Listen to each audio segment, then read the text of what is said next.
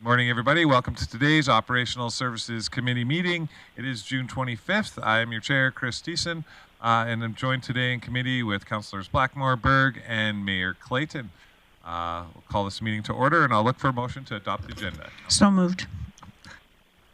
Councillor Blackmore, thank you.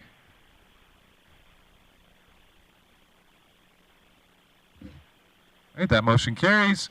We'll move right into our reports. Item 4.1, service area update, and I'll turn it over to Chief Glavin. Thank you, Chair Thiessen. A relatively brief update this morning. In engineering, we have posted a tender for the reconstruction of the Muskogee tennis and basketball courts, as well as the access trail leading up to them. And we have also closed the tender for traffic signals rehab. In environment and parks, our crews are conducting some rink site improvements for winter for leveling some of the sites around town to make them more efficient when neighbors who are volunteers are trying to make ice.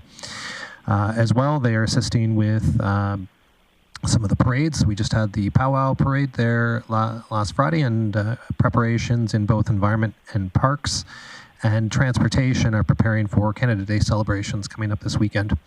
As well in transportation, crews have completed the first round of residential street sweeping and are now focusing on industrial areas. And with that, happy to take any questions.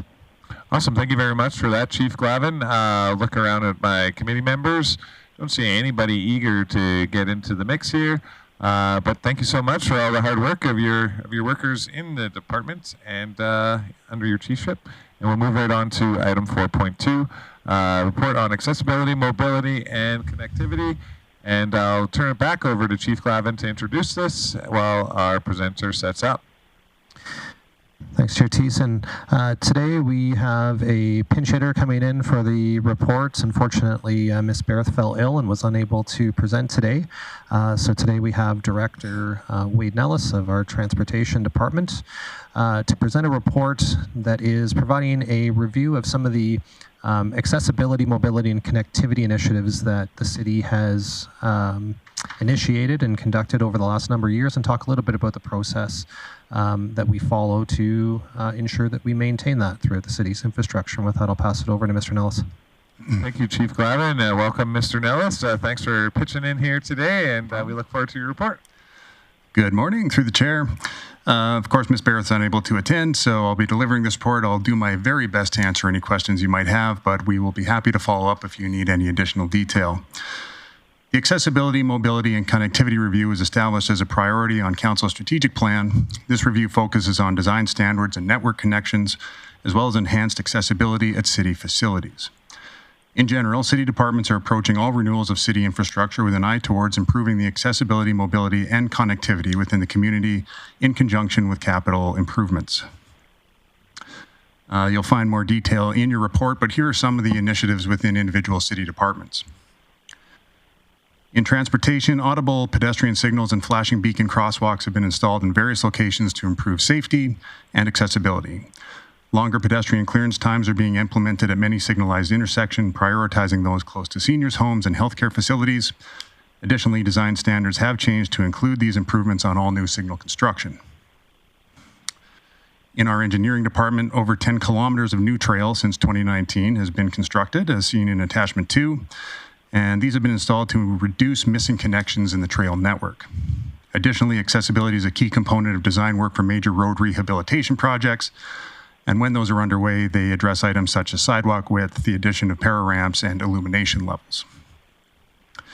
Within planning and development, they've recently published a revised municipal development plan, which was supported by council earlier this year.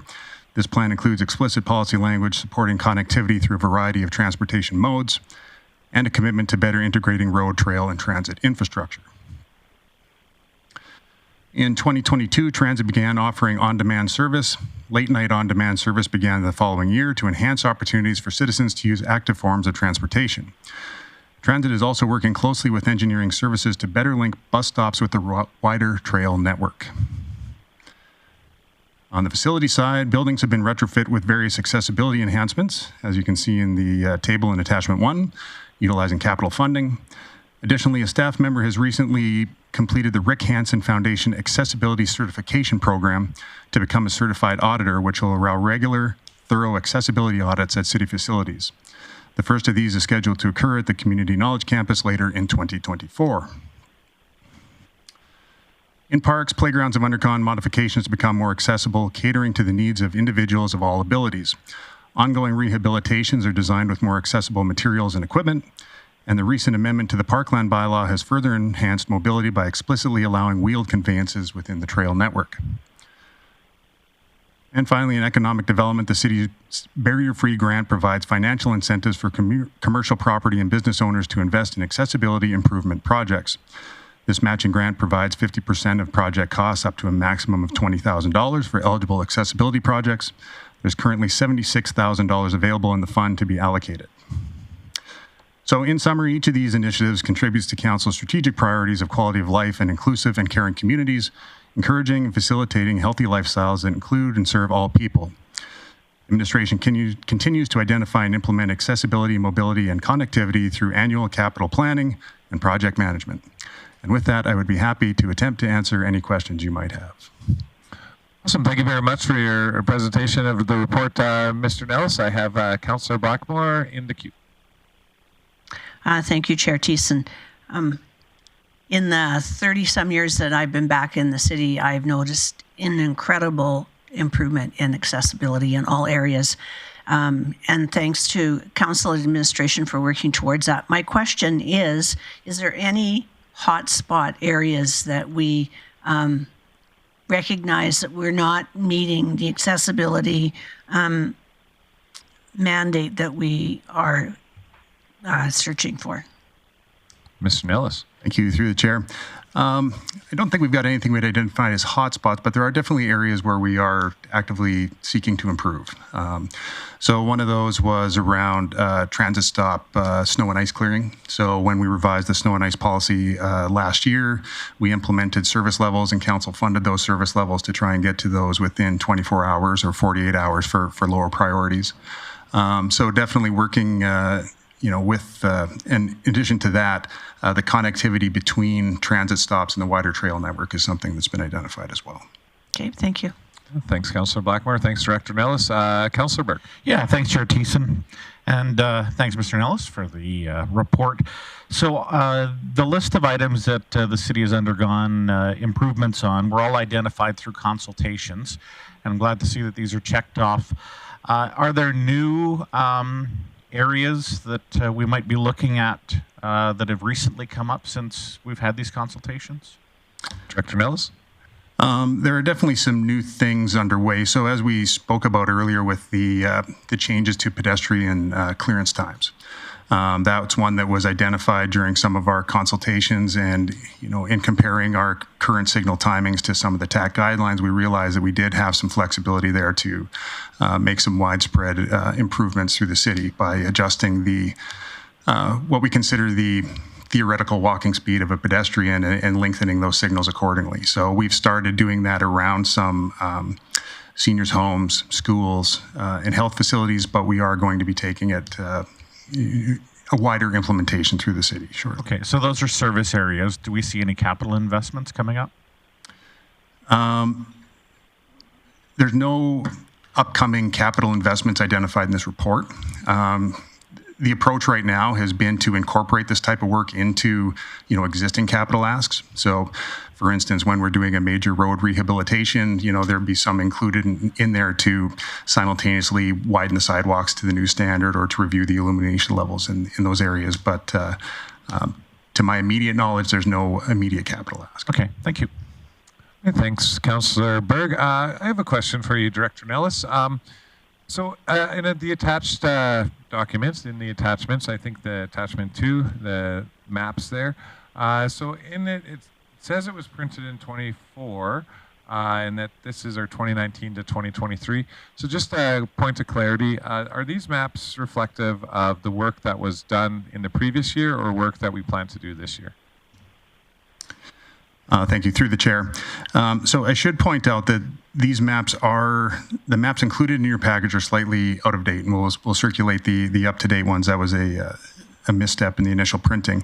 But these maps are basically the work that has been completed from 2019 to 2023. So these are basically links that have been established over the past 5 years.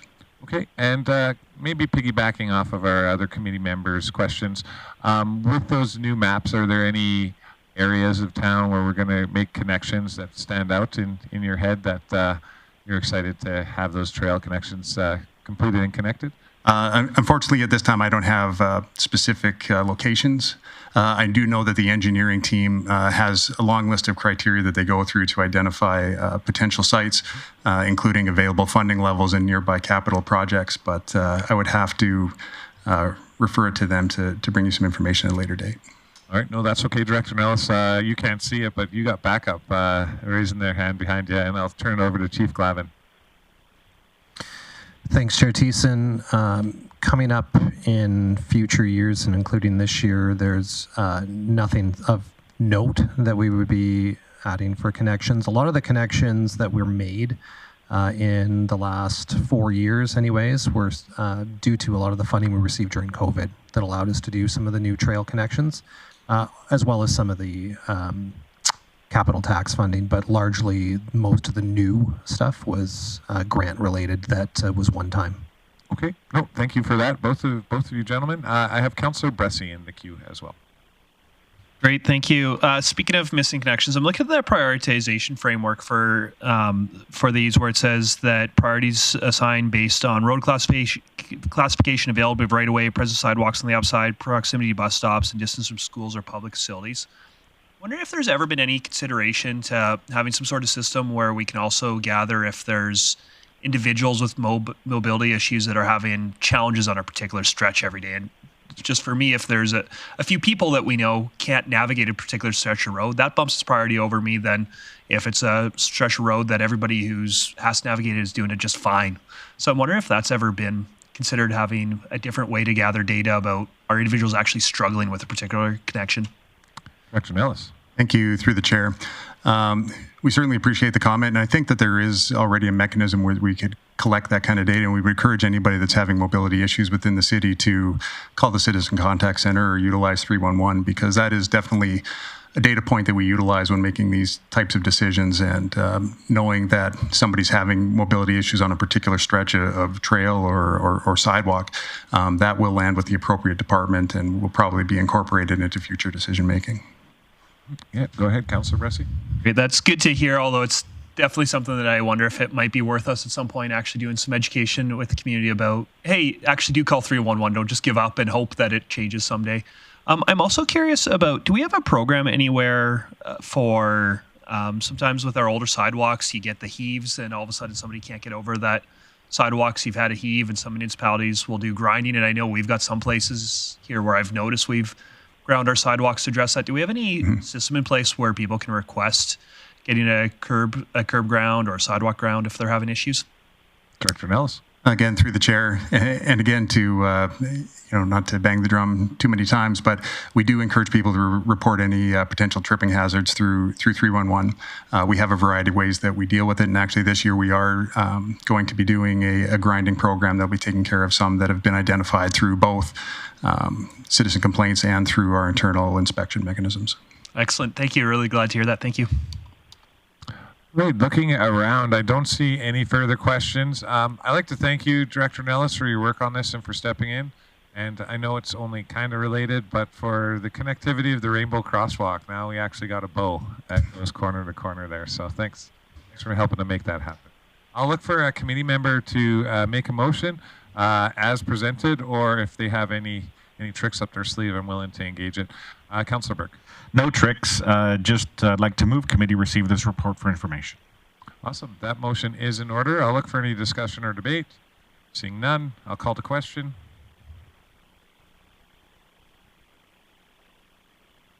And that moves. All in favor. Thank you very much, Director Nellis, Chief Glavin. And I'm sure we'll see you again here. Maybe not today, but real soon. Moving on to outstanding items list, I'll turn it right back over to Chief Glavin for our outstanding items list. Thanks, Chair Thiessen. No updates at this time. Sounds simple enough. I'll look to committee for Councillor Blackmore. I move that we accept the outstanding items list as presented. That motion is in order. We'll call to question. Councillor Blackmore in favor. That carries unanimously. And with that, our committee is adjourned. Thank you very much for being here today, everyone.